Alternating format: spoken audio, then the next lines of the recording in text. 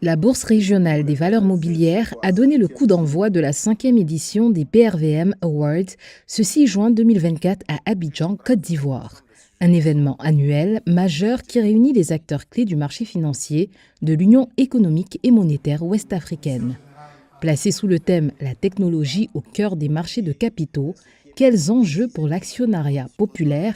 Cette édition met l'accent sur l'influence croissante de la technologie dans le domaine financier et son rôle crucial dans l'élargissement de la base d'investisseurs.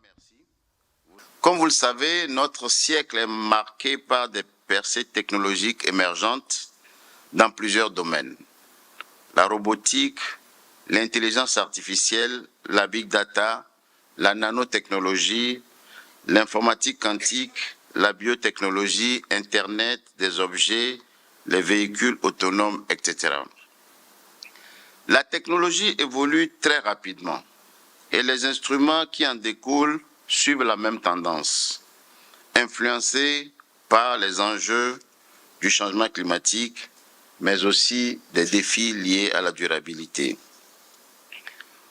Aujourd'hui, aucun secteur d'activité n'est épargné par le développement fulgurant de la technologie.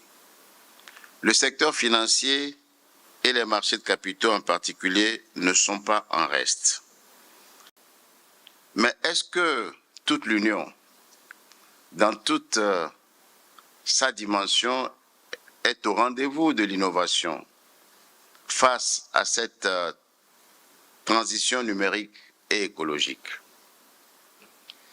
Est-ce que nous avons pris toute la mesure des enjeux de cette évolution et des bouleversements qui peuvent affecter profondément tous les pays de notre Union?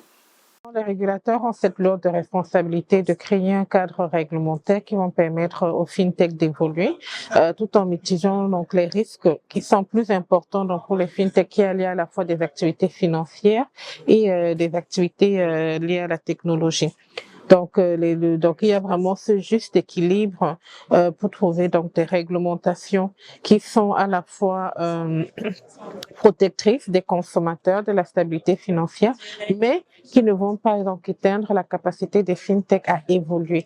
Et donc là-dessus, c'est le principe de proportionnalité qui est vraiment très important. Donc adapter des cadres qui sont adaptés au niveau de maturité et d'innovation des fintech, et aussi le principe d'harmonisation régionale. Le dialogue, c'est vraiment important.